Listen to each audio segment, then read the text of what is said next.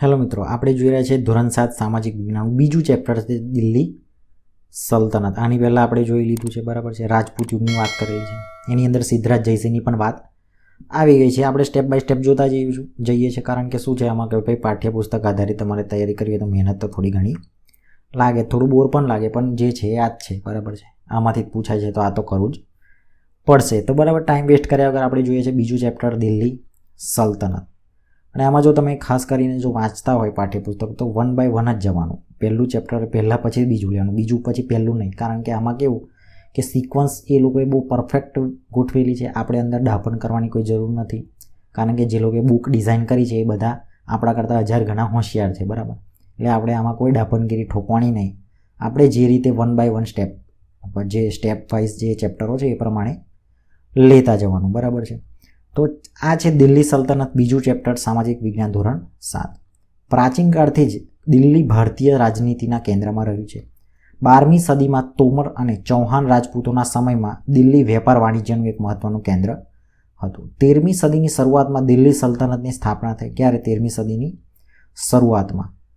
ઈસવીસન 1206 અને 1526 દરમિયાન ઉત્તર ભારતના વિશાળ વિસ્તાર ઉપર શાસન કરનારા શાસકોને સુલતાન અને શાસન કાળને દિલ્હી સલ્તનત તરીકે ઓળખવામાં આવે છે. આ શાસકોનું મૂળભૂત રીતે તુર્ક અને અફઘાનના મૂળના હતા. આ 350 વર્ષ દરમિયાન દિલ્હી સલ્તનતમાં કુલ 5 વંશોએ સત્તા ભોગવી. કોણે કોણે? આ બધા કેવા કહેવાય? તુર્ક અને અફઘાનો કહેવાય. આમને કેટલા વર્ષ રાજ કર્યું? 300 વર્ષ. કેટલા? 300 વર્ષ. અને એમાં કુલ ટોટલ દિલ્હી સલ્તનત એવું કે એટલે કેટલા વંશો આવે? એમાં 5 વંશો, બરાબર. એના માટે આપણે કે જીકે ટ્રીક કો સલામ, એવી રીતે શું છે એની શોર્ટકટ છે યાદ રાખવાની, બરાબર. તો આ જે 5 વંશો છે દિલ્હી સલ્તનતના, એને કઈ રીતે યાદ રાખવાના? તો કે ભાઈ આ ટ્રીક છે, ભાઈ જે છે આ છે જીકે ટ્રીક કો સલામ. જી એટલે ગુલામ વંશ, જી એટલે ગુલામ વંશ, પછી કે એટલે ખિલજી વંશ, પછી ટ્રીકનો ટી એટલે તુઘલક વંશ, પછી સ એટલે સૈયદ વંશ, બરાબર. સ એટલે સૈયદ વંશ, અને લામ, બરાબર છે, એટલે લ એટલે લોધી વંશ. તો આ હતી એની ટ્રીક. કઈ રીતે કે દિલ્હી સલ્તનતના કુલ 5 વંશોએ શાસન કર્યા. એમાં કયા કયા આવે? તો કે ભાઈ જીકે ટ્રીક કો સલામ, તો જી એટલે ગુલામ વંશ, કે એટલે ખિલજી વંશ, ટી ટ્રીક એટલે તુઘલક વંશ, પછી છે સ એટલે સૈયદ વંશ, અને લ એટલે લોધી વંશ. આવું યાદ રાખવાનું કારણ શું છે? આ થોડું તમને હસવું આવે, પણ જે છે ભાઈ આ રીતે યાદ રાખવાનું તો એની સિક્વન્સ યાદ રહે. બાકી તમને ખબર હોય કરી, પણ કોના પછી કોને એવું ખબર ના પડે, બરાબર.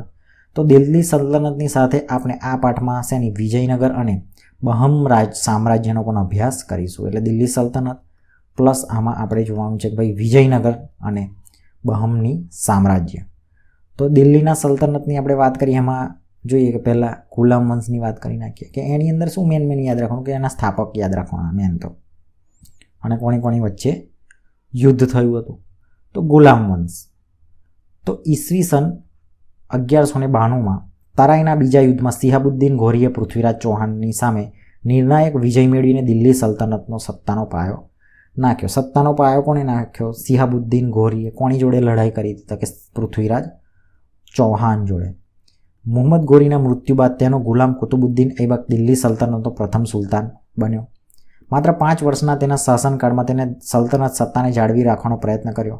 ઈસવીસન 1210માં પોલો રમત રમતા ઘોડા પરથી પડી જવાના કારણે તેનું મૃત્યુ થયું હતું. આ એક એક્ઝામની અંદર પૂછાઈ ગયેલું છે કે ભાઈ પોલો રમતા ઘોડા પરથી નીચે પડી જવાથી કયા રાજવીનું મૃત્યુ થયું હતું, બરાબર છે. તો એ ખાસ યાદ રાખવાનું કે આવું બધું જ્યારે અટપટું પૂછાય ને ત્યારે ખબર ના પડે કે કોણ હતું ને હું હતું ને, બરાબર. તો આ કહેવાય, આ કેવું ફેક્ટ કહેવાય, થોડું અલગ કહેવાય, એટલે આ યાદ રાખવું પડે, બરાબર. કે ભાઈ પોલો રમત રમતા ઘોડા પરથી પડી જવાના કારણે કોનું મૃત્યુ થયું હતું? તો ભાઈ કુતુબુદ્દીન ઐબક. ખ્યાલ છે ને કે મુહમ્મદ ઘોરીના મૃત્યુ બાદ તેઓ ગુલામ કુતુબુદ્દીન ઐબક દિલ્હી સલ્તનતનો પ્રથમ સુલતાન બન્યો. માત્ર 5 વર્ષના તેના શાસનકાળમાં તેને સલ્તનત સત્તાને જાળવી રાખવાનો પ્રયત્ન કર્યો. કોણે? કુતુબુદ્દીન ઐબકે. અને પછી તે મૃત્યુ પામ્યો. કુતુબુદ્દીન ઐબકના અવસાન બાદ તેને ગુલામ અને જમાઈ ઇલ્તુત્મિશ ગાદી પર આવ્યો. કોણ આવ્યો? કુતુબુદ્દીન ઐબક ઘોડા પરથી પડીને મરી ગયો એટલે એનો જમાઈ હતો ઇલ્તુત્મિશ, એ ગાદી પર આવ્યો.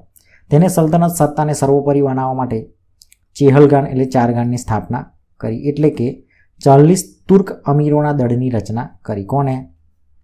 આ ભાઈ કયા હતા? ઇલ્તુત્મિશે. તેને રાજધાનીનું સ્થળાંતર કરી લાહોરથી દિલ્હી કર્યું.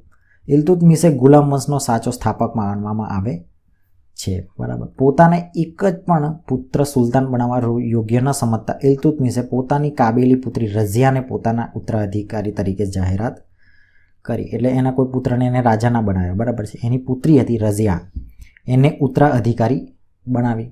ઇલ્તુત્મિશના અવસાન પછી થોડા સમય બાદ તેની પુત્રી જે છે રઝિયા સુલતાના દિલ્હીની ગાદી પર આવી. તે દિલ્હીની ગાદી પર આવનાર પ્રથમ મહિલા શાસક હતી. કે મહિલા શાસક તરીકે પ્રથમ કોણ હતી? ભાઈ રઝિયા સુલતાન. આખી દુનિયાને ખબર છે. બરાબર. તે સમયના ઇતિહાસકાર મિન્હાજ એ સિરાજ પણ સ્વીકારે છે કે રઝિયા સુલતાન તેના બધા જ ભાઈઓમાં સૌથી વધુ કાબેલ અને સક્ષમ હતી. આમ છતાં એક મહિલા શાસનકર્તા તરીકે માન્યતા મળવી તેને મુશ્કેલ હતી. દરબારીઓ પણ સ્વતંત્ર શાસક તરીકે સ્વીકારવા રાજી ન હતા કે એક મહિલા ના હોઈ શકે એમ. તે લોકોની મેન્ટાલિટી એવી હતી. અમીરોની સત્તા લાલસા અને સતત ચાલતા વિદ્રોહને તેના શાસનનો અંત આણ્યો. તેના પછીના 6 વર્ષ સુધીમાં રાજ્ય અંધાધૂંધી ચાલી. અમીરોએ ઇલ્તુત્મિશના પુત્ર નાસરુદ્દીનને દિલ્હીની ગાદી પર બેસાડ્યો. એ અમીરો જે હતા એમને કોણે? ઇલ્તુત્મિશના પુત્ર નાસરુદ્દીનને બેસાડ્યો. 21 વર્ષના તેના શાસન બાદ તેનું અવસાન થતાં ગિયાસુદ્દીન બલબન પણ ગાદી ઉપર આવ્યો. તેને ચેહલગાન દળનો નાશ કરીને શાસન સ્વતંત્ર પરથી અમીરોની પકડ હળવી કરી. એને શું કર્યું કે જે પેલા અમીરો એને 40 અમીરોની જે ટીમ બનાવી હતી એને આને શું કર્યું? એને છૂટા પાડી દીધા. બરાબર. તેણે રાજાનું સ્થાન વધુ મજબૂત બનાવ્યું. બલબન સાહિત્ય અને કલાનો પોષક હતો. 22 વર્ષના તેના શાસનના થોડા સમય બાદ દિલ્હી સલ્તનત પર ખલજી વંશની સ્થાપના થઈ. બરાબર. હવે ખિલજી વંશની વાત કરી નાખીએ આપણે. એક પછી એક જોતા જવાનું કોણે કોની સ્થાપના કરી, કોણે કોણે હરાયો. એટલે એ 1 by 1 ખબર પડે. હવે ખિલજી વંશ તો જલાલુદ્દીન ખિલજી વંશના શાસનની શરૂઆત થઈ. કોણે? જલાલુદ્દીન ખિલજીથી. કોની? ખિલજી વંશની સ્થાપના. જલાલુદ્દીન 6 વર્ષના શાસન બાદ દિલ્હીની ગાદીએ મહત્વાકાંક્ષી સુલતાન અલાઉદ્દીન આવ્યો. તેને ઉત્તરના ભારત, ગુજરાત અને દક્ષિણ ભારત પર વિજય પ્રાપ્ત કરી સામ્રાજ્યનો વિસ્તાર કર્યો. કોણે કર્યો? અલાઉદ્દીન ખિલજી. દિલ્હીમાં સ્થાયી સેનાની શરૂઆત કરી. તેના સૈન્ય ઘોડા અને સૈનિકોની વિશિષ્ટ ઓળખ માટે દાગ ચહેરા પદ્ધતિની શરૂઆત કરી. આ ઉપરાંત ભાવ નિયમન, બજાર નિયંત્રણ, સંગ્રહખોરી નિયંત્રણ જેવા વહીવટી સુધારા પણ કર્યા. અલાઉદ્દીન ખિલજીના અવસાન બાદ રાજ્યમાં અંધાધૂંધીનું વાતાવરણ રહ્યું. ખલજીના રાજવંશનો અંત આણી દિલ્હીની ગાદીએ તુગલક શાસનની શરૂઆત કરનાર ગિયાસુદ્દીન તુગલક હતો. આટલું જાણવાની અંદર છે કે ભાઈ અલાઉદ્દીન ખિલજીના સમયમાં પ્રસિદ્ધ કવિ અમીર ખુસરો હતા, જેણે કિરાતુલ સદાયન, આશિકા, નૂહ વગેરે જેવી પ્રસિદ્ધ સાહિત્ય કૃતિની રચના કરી હતી. એટલે આ ભાઈ પણ ગયા. હવે આયા તુગલક. તો તુગલક વંશ દરમિયાન મુહમ્મદ બિન તુગલક એક પ્રતિભાવંત સુલતાન હતો. તેના પછી કે જેણે તેના સમયમાં કેટલીક યોજનાઓ અમલમાં મૂકી. દિલ્હીથી દૌલતાબાદ રાજધાનીનું સ્થળાંતર કર્યું. પ્રત્યેક મુદ્રા પ્રયોગ વગેરે જેવી યોજનાઓનો સમાવેશ થાય છે. પરંતુ મોટાભાગની યોજનામાં વ્યવહારિકતાનો અભાવ તેમજ તબક્કાવાર આયોજનબદ્ધ અમલીકરણના અભાવના કારણે નિષ્ફળ ગઈ. તેથી ઇતિહાસમાં આ યોજનાઓને તરંગી યોજનાઓ કહેવામાં આવે છે. એ તરીકે સ્થાન પામી. મુહમ્મદ તુગલકના સમયમાં આફ્રિકન મુસાફર ઇબ્ને બતુતા ભારતની મુલાકાતે આવ્યો. આ પણ ખાસ પૂછે છે કે મુસાફર ઇબ્ને બતુતા કોના સમયમાં આવ્યો તો ભારત. બરાબર છે. તો આવું બધું પણ પૂછાતું હોય છે. ભારતની મુલાકાતે આવેલ મુહમ્મદ તુગલક બાદ પિતરાઈ ભાઈ ફિરોઝ શાહ તુગલક ગાદી પર આવ્યો. ફિરોઝ શાહ તુગલકના અવસાન બાદ તૈમુર લંગે દિલ્હી પર આક્રમણ કર્યું, જેથી સત્તામાં પાયામાં હચમચી ગયેલા તુગલક સત્તા મર્યાદિત બની. તૈમુર નામ સાંભળેલું છે ને તમે? સાંભળી જશે. બરાબર. સૈયદ વંશ છે કે તુગલક વંશના શાસન બાદ અંત બાદ ખિલજી ખાંએ સૈયદ વંશની સ્થાપના કરી. સૈયદ વંશના બાદ બહલોલ લોદી અને લોદી વંશની સ્થાપના કરી. બહલોલ લોદી સલ્તનતનો પ્રથમ અફઘાન શાસક હતો. લોદી વંશનો અંતિમ બાદશાહ ઇબ્રાહિમ લોદી હતો. ઈસવીસન 1526માં બાબર સામે પાણીપતના પ્રથમ યુદ્ધમાં પરાજય પામ્યો હતો. સલ્તનત યુગનો અંત આવીને મુઘલ શાસનની શરૂઆત થઈ. એટલે મુઘલ જે શાસનની સ્થાપના થઈ એ સલ્તનતમાંથી મુઘલો કઈ રીતે આવ્યા? બરાબર. જે આપણે પેલી ટ્રીક કહીએ છીએ ને ભજસોવાળી, બરાબર છે, એ ખરેખર અહીંયા આવે. બરાબર. ભજસો, જેમાં આપણે વાત કરીએ છીએ ને કે બાબર, હુમાયુ, અકબર, જહાંગીર, શાહજહાં, અને ઔરંગઝેબ એ બધા જે છે ને એ બધા શું કહેવાય? એ મુગલો કહેવાય. આ સલ્તનત કાળની વાત કરીએ તો આ જે વંશ હતા આપણા કયા કયા? ગુલામ વંશ છે, બરાબર છે. જો એ બધા શું કહેવાય? આપણા સલ્તનત યુગ કહેવાય. એટલે બેઉમાં થોડું કન્ફ્યુઝન હોય એ નહીં કરવાનું, બરાબર. હવે રાજ્ય વ્યવસ્થાની વાત કરીએ તો રાજ્ય વ્યવસ્થાની અંદર જોઈએ તો ઈસવીસન 13મી સદીમાં સ્થાપાયેલ દિલ્હી સલ્તનતમાં ભારતમાં રાજ્ય શાસન વ્યવસ્થાની દ્રષ્ટિએ વિશિષ્ટ હતું. દિલ્હી સલ્તનત શાસન કેન્દ્રમાં સુલતાન હતો. સુલતાનની જે સત્તા છે સર્વોપરી ગણાતી, જે સર્વોચ્ચ સેનાપતિ, કારોબારીનો સર્વોચ્ચ વડો અને સર્વોપરી ન્યાયાધીશ પણ હતો. સુલતાનને મદદ કરવા માટે એક મંત્રીમંડળ હતું. મંત્રીમંડળના મંત્રીઓ અને અધિકારીઓ નિમણૂક સુલતાન પોતે કરતો હતો. સલ્તનત શાસન વ્યવસ્થા કેન્દ્રીય, પ્રાંતિક અને સ્થાનિક એમ 3 વિભાગોમાં વહેંચાયેલી હતી, બરાબર છે. એટલે જે કહેવાય કે અત્યારે જે પ્રમાણે શાસન ચાલે છે એવું જ સિમિલર થયું, પણ થોડુંક કેવું કે આ વંશ પરંપરાગત હોય, બરાબર છે. અને એકબીજા પર આવી રીતે હુમલા કરીને જે કહેવાય કે એના સ્થળ જે હોય એનો એરિયા પચાવી પાડે. કેન્દ્રીય શાસનની વાત કરીએ કે સુલતાન પછી મંત્રીમંડળ મુખ્ય હતું. સુલતાનનો પ્રધાનમંત્રી વજીર કહેવાતો હતો, જે વહીવટતંત્રનો વડો હતો. આ ઉપરાંત મંત્રીમંડળોમાં સેનાપતિ વિભાગ, પત્રવ્યવહાર વિભાગ, ધર્મ વિભાગ, વિદેશ વેપાર, ગુપ્તચર વિભાગ વગેરે વિભાગોનો સમાવેશ થતો હતો. આમ થોડા ઘણા અંશે આધુનિક મંત્રીમંડળ જેવી વ્યવસ્થા તે સમય જોવા મળે છે. એટલે તેમાં પણ અલગ અલગ જે હોય એ બધા વિભાગ જ હોય. પત્ર વ્યવહાર વિભાગ, ધર્મ વિભાગ, વિદેશ વેપાર, બરાબર છે. એમાં કંઈ નવું નથી હોતું, કારણ કે જે અત્યારે છે એ જરૂરિયાત તો એ જ હોય. હવે આમાં થોડા બીજા એડ થઈ જાય, બરાબર છે.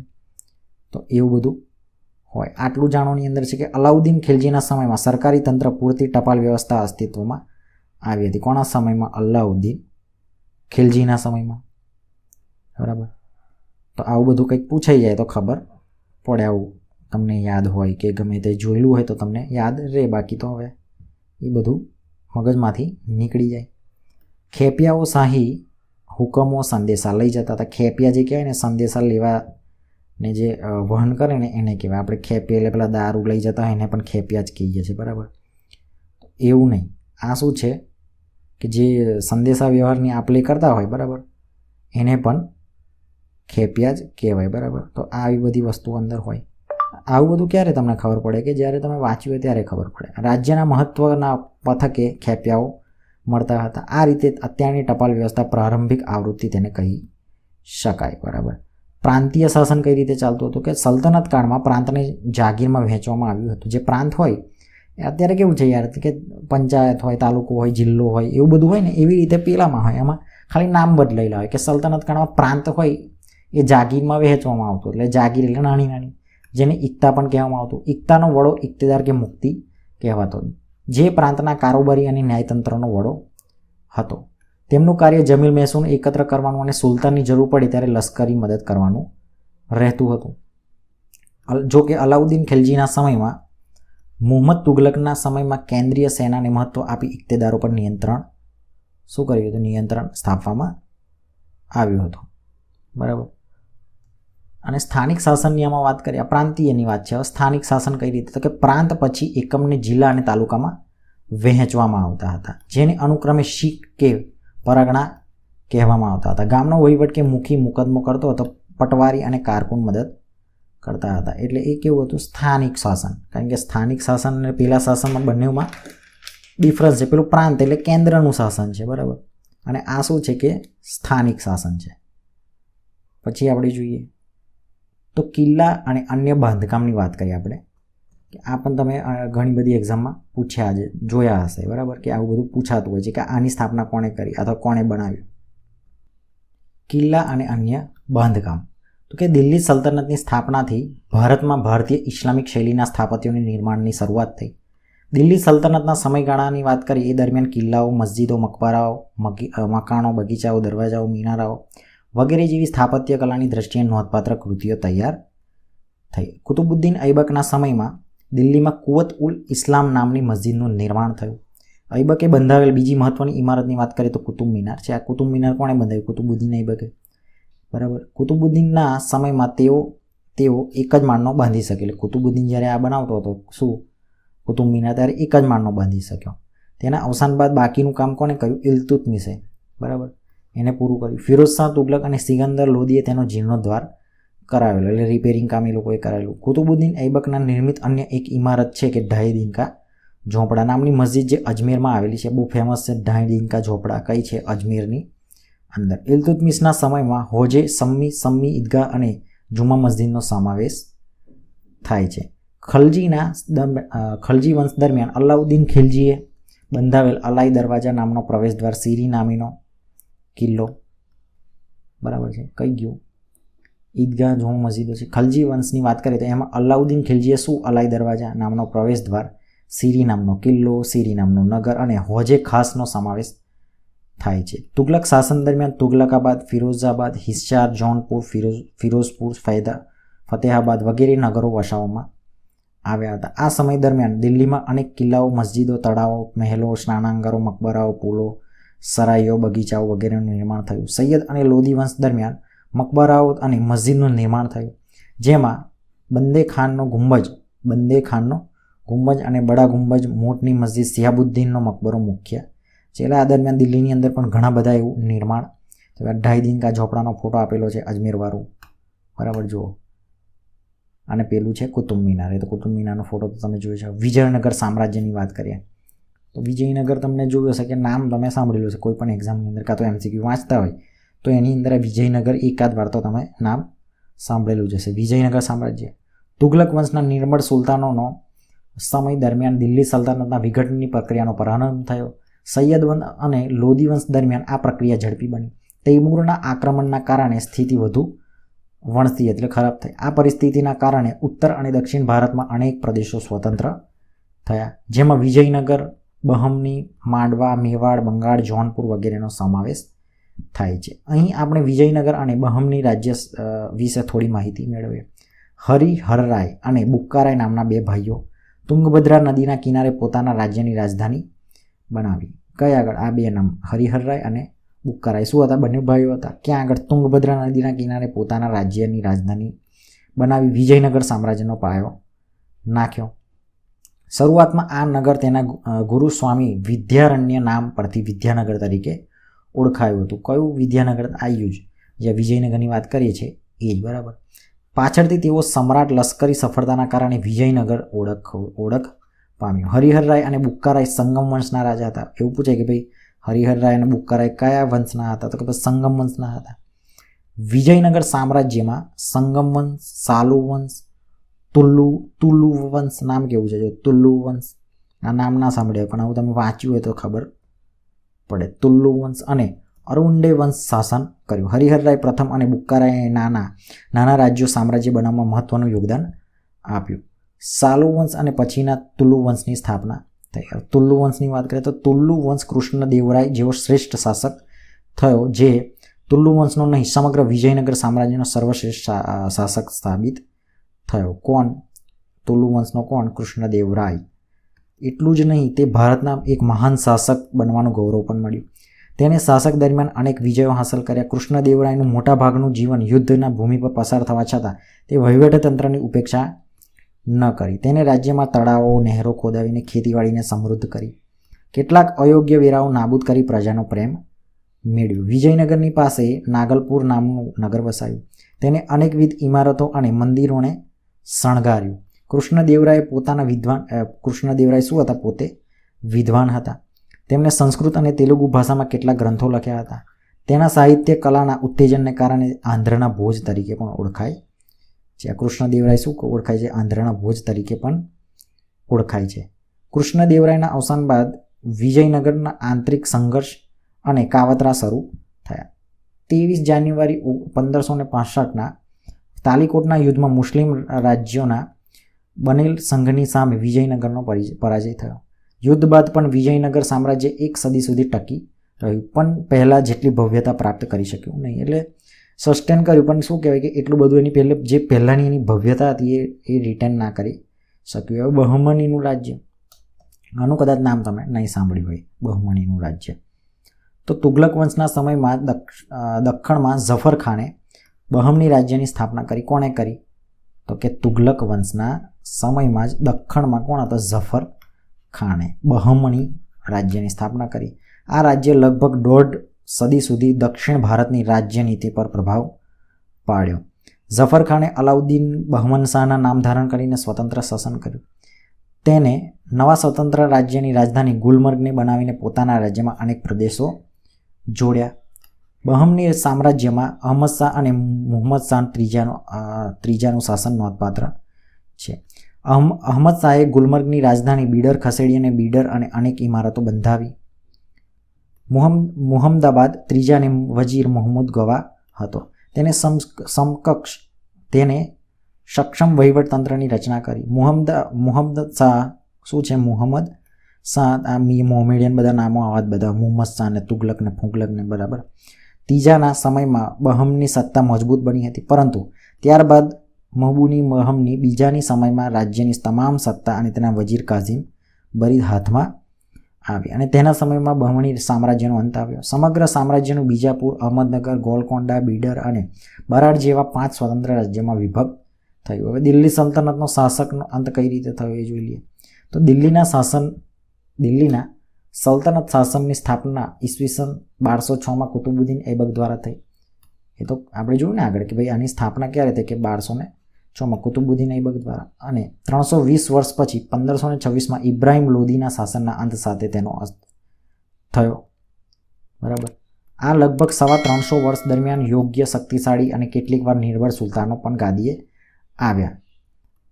દિલ્હીના આ મુસ્લિમ મહારાજ્યો અનેક તડકી છાંયડી જોઈ અને ઉદય અને અસ્તના ન્યાય તેનું પતન થયું. તો આ આપણું ચેપ્ટર અહીંયા પૂરું થાય છે. એટલે આ ચેપ્ટરની અંદર આપણે તમે જોયું ને કે સલ્તનતની વાત કરેલી છે, એના કયા કયા શાસકો થયા, કેટલા એના વંશો હતા, એની અંદર કયા એમના સ્થાપના કરીને કોની સામે યુદ્ધ કર્યું અને કઈ રીતે પરાજય પામ્યા, તો એ વાત કરેલી છે. તો આવી જ રીતે હવે આ ડિટેલમાં થઈ ગયું. હવે તમને ખબર પડી ગઈ કે આના પછી આ બરાબર.